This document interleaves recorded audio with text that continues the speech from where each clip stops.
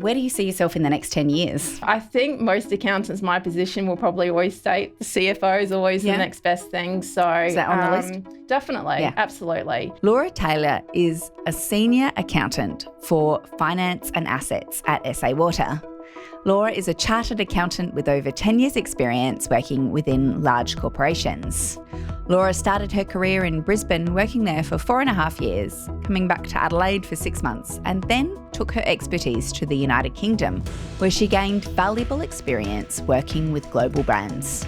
Bringing her experience and expertise back to Australia, Laura continues to have a successful career. I think getting international exposure is just completely invaluable. There is nothing better than just, taking a risk as well, because you never know what's going to come about either. Hi, I'm Sarah Bartholomew's from YouLegal. The Accountants on Purpose podcast showcases inspiring accountants who are leaders in their field. And then it just came to me like a bolt of blue. What makes them tick? Love it. How did they get to where they are? I want to inspire. And what do they do now for their teams, their clients, and the world?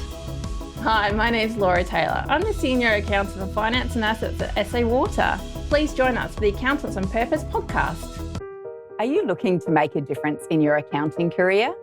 Chartered Accountants Australia and New Zealand have designed a new program to offer greater learning flexibility, allowing candidates to balance work and study efficiently.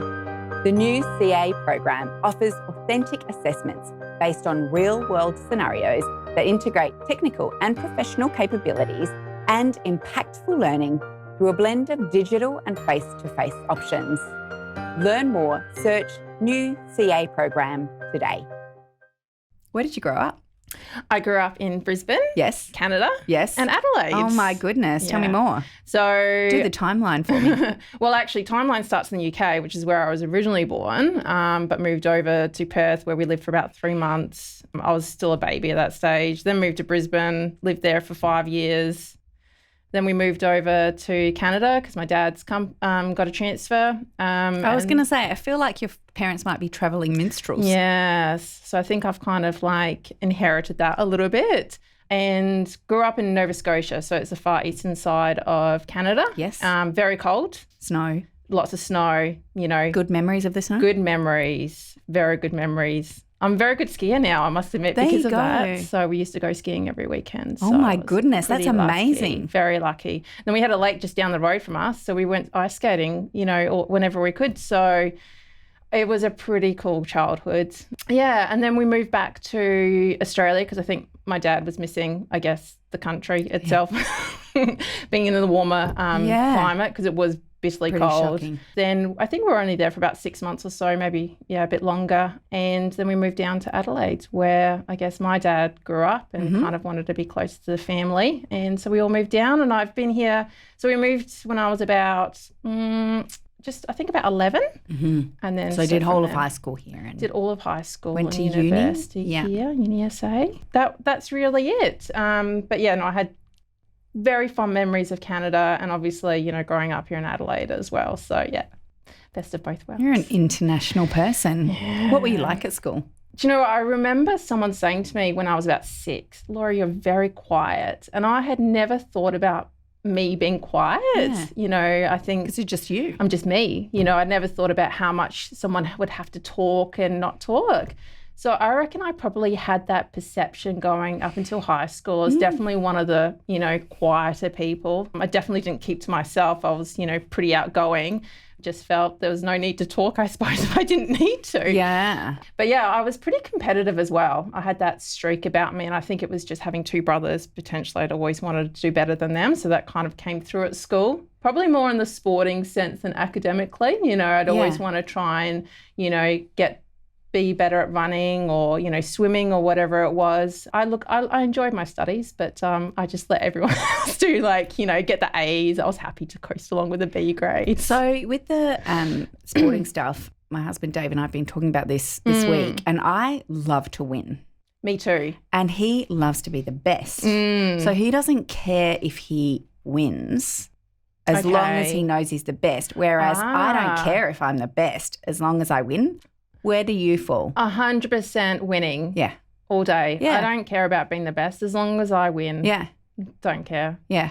Yeah. Yeah, it's an interesting distinction. That is actually interesting. I had never thought about that before, but yeah, definitely I want that gold medal. Yeah, correct.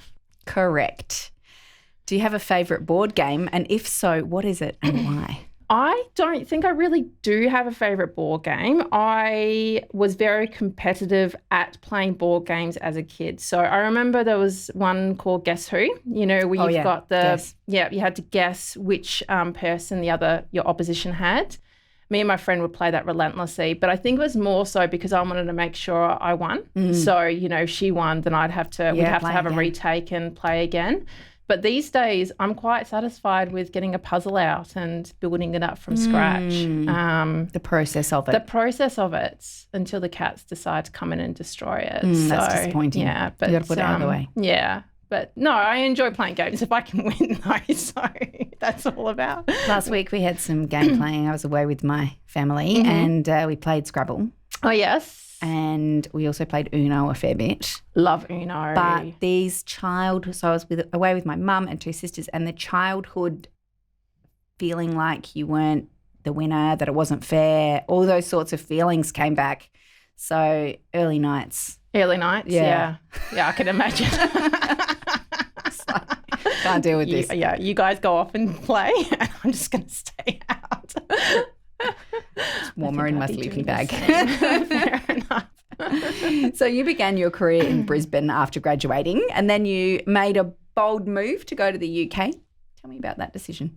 So there was two reasons behind that. Obviously, I was originally born in the UK, so it's kind of, I wanted to go back and get to know my family in the UK better and spend time with my grandma, and my older brother also lived there at the time. And the other one was, what can I do to assist my career going forward?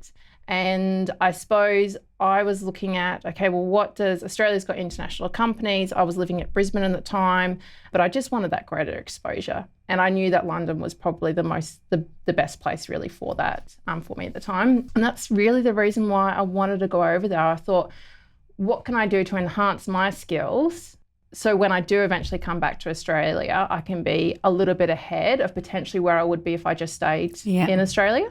And I think I did gain those skills for me to kind of push me a little bit ahead than where. So where did you work there? So I worked at two companies, Thomson Reuters, and the other one was AOL. So, the old dial-up internet.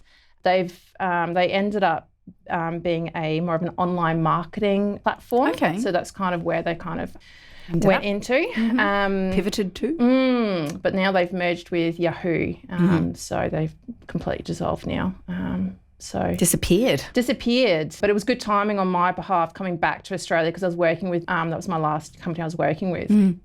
And they actually wanted me to stay on, so I was able to work with them while I was back in Australia for about 3 months. Good transition time. It was an amazing transition. So even though timing wasn't great between London and Australia, we still made it work. I do a lot of work, I guess, in the afternoon, evening. Yes. So and you got to earn pounds? And I got to earn, Australian dollars. They put me on the another contract. So, but at least I was close to the Australian business here in Sydney, so I was able to talk to those guys more regularly. Yes. Because in the UK, you dial up at 8 a.m. UK time to chat to the guys here in Australia. So from an accounting perspective, did you have to learn anything different overseas versus working in Australia, or is it the same? Well, I guess you've got the international financial reporting principles, which are pretty much broadly the same in all jurisdictions, but you've got different gaps. So when I first went over, I was looking after the Benelux region for the financial accounting for Thomson Reuters. So that was looking at the Belgium, Luxembourg, and Netherlands. So because they've got different gaps, so they treat their accounts slightly differently in some aspects, I kind of had to be over that. So Netherlands, for example, the way they accounted for their pension was very different from the UK. So there was a different accounting treatment.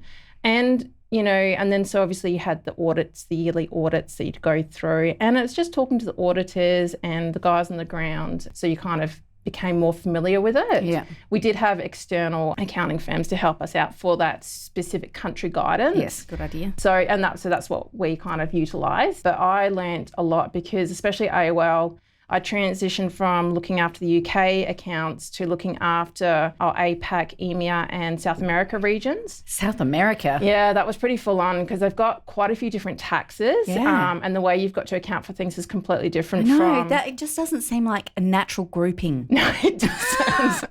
APAC, I get. Yeah, so South America was kind of on the external region. But I remember like because the guy who reported to me who actually looked after the accounts, he was saying to me they had different taxes for, a pen versus the food. And, it was very complicated. And we definitely had a lot of issues with a couple of reconciliations for the end of the financial year for that country. But anyway, we got there in the end. I'm very happy to hear that. Yes. So would you recommend working overseas as an experience? And what do you think that you gained from doing it? 100% yes. I think getting international exposure is just completely invaluable. There is nothing better than just, taking a risk as well, because you never know what's going to come about either. And yes, so I did meet people over there who actually came over to the UK and unfortunately they didn't get what they wanted. It didn't work out. And I was lucky enough for everything just falling into place. So I do feel like I was quite blessed in that on that side of things. But you just learn that, really there's nothing to stop you. Like, you grow as a person. I've got so much more self-confidence now. So I think for that, yes, it just makes it worthwhile. Yeah. So definitely 100%. Anyone who's got the opportunity and chance, do it. Yeah.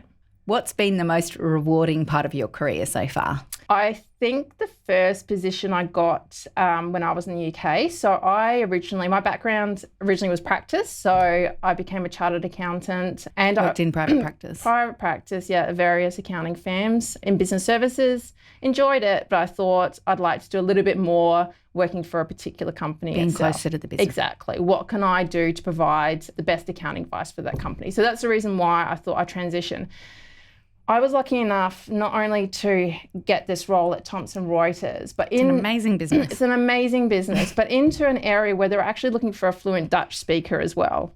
And because most of the correspondence was in Dutch. Oh my goodness. And do you speak Dutch? I speak no Dutch. That's a really hard language. No Dutch. I was lucky enough though, there were people in my company who did speak Dutch. So if I ever needed any assistance. Interpreter. Yes. So I'd ask them or I'd use Google Translate was a big one.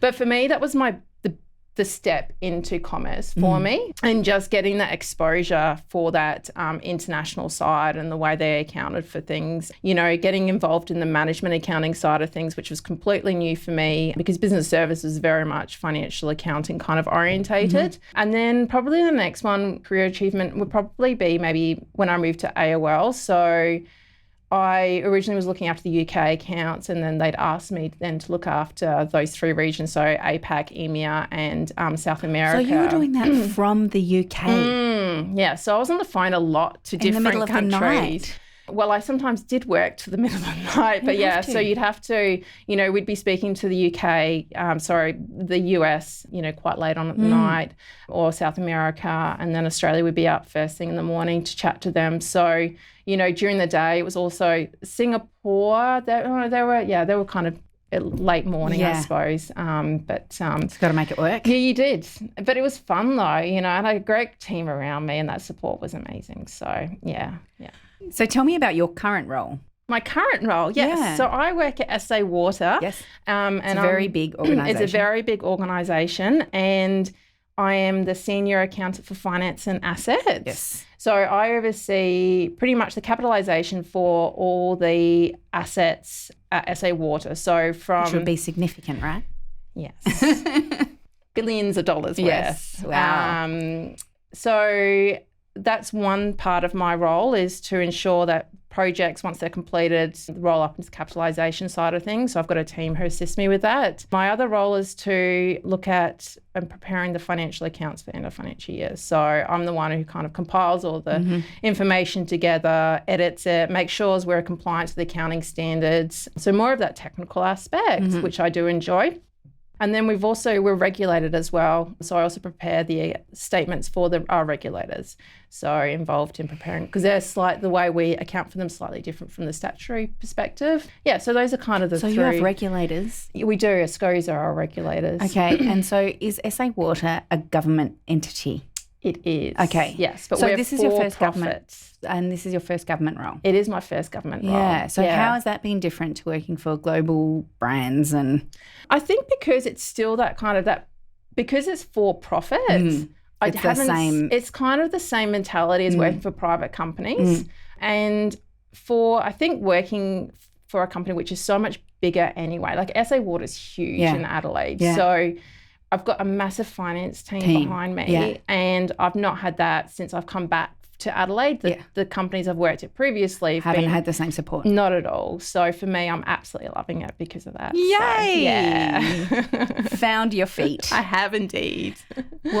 Where do you see yourself in the next 10 years? I think most accountants, my position will probably always state the CFO is always the next best thing. So is that on the list? Definitely. Yeah. Absolutely. For me at the moment, it's really trying to upskill myself, like become that really technical accountant. I've had that commercial exposure now. So it's trying to kind of bring those two together to heighten my skills and what can I offer a company in the future. So that's what I'm looking at. I'm looking at growing as an accountant. And I've recently just had exposure to some of our WAC methodology as well. So which is, looking at, I guess, the current economic environment. Yeah. So I'm kind of going into that area a little bit, and it's just still learning and growing. And I think, that's all I want to do. So, maybe in 10 years I will be that CFO. So we'll see. We will see. We will. Yeah. Watch this space. Some people have bucket lists. Is there anything you've already ticked off yours, if you have one? I don't really have a bucket list per se. Me going to the UK was definitely one of those experiences I've always wanted. I'm one of these people who, if I'm doing the same thing for too long, I get frustrated and I'm like, how can I change this? Mm-hmm. What can I do to develop myself further, or what do I need to change about my circumstances? Yes. So I think that's what I kind of look at doing. So, I mean, obviously travel is a big thing as well. Yeah. You kind of want to tick off, some of those key countries you'd like to visit. I want to see the pyramids. Oh, that would be nice. Yeah. But, I did look at going there, and it's just because of the stability in the government. It was like, no, not at the right time. Not the right time. So hopefully that'll calm down at some stage or another, because that would be epic to go see, I think. So, yeah. Any travel bucket list items? I'd love to go to South America. Oh, yes. That's probably the next one. I think we'll probably head to Canada, the US next time we go travelling. So you have a honeymoon coming up? I do, yes. Is it planned? Well, we've decided we're going to have 2 honeymoons. Good idea. Excellent idea. Why limit yourself to one? Exactly. So our first one is up near Port Douglas. Nice. So just post-wedding. Yes. And then the second one we'd like to do about this time next year and go to Canada and the US. So go skiing and We weren't quite that lavish. We did a mini moon. Oh, did you? Oh, that's nice. We went to the Grand at Glenelg. Oh, beautiful. And had a night there and played mini golf. Cute. I like it. Yeah. And then we went to Bali 6 months later. Oh, well, there you go. Because we had so many people travelling for our wedding, and you'll be the same. I definitely am. You can't leave when people have made such a big effort. So that's why I'm taking time off before the wedding, and I'm there. Because we're getting married on a Friday, so I've got Saturday, Sunday, and then we leave Monday. Perfect. So, and coincidentally, my aunt and uncle who are coming over from the UK are going to be up in Port Douglas the same time as us. Oh, there you go. So, it's not a private honeymoon. No, the family will be there with us. Love it. What is your purpose? I do think that I'm here to assist where I can. So what I mean by that is, what can I do for a specific company? What skills can I bring that I've learned from, especially working those larger organizations? And it's looking at the current environment, and it's what I'm doing with SA Water now. I've been there for 6 months now, so I've just assessed what's going on around me and understand, I guess, the processes that are at play.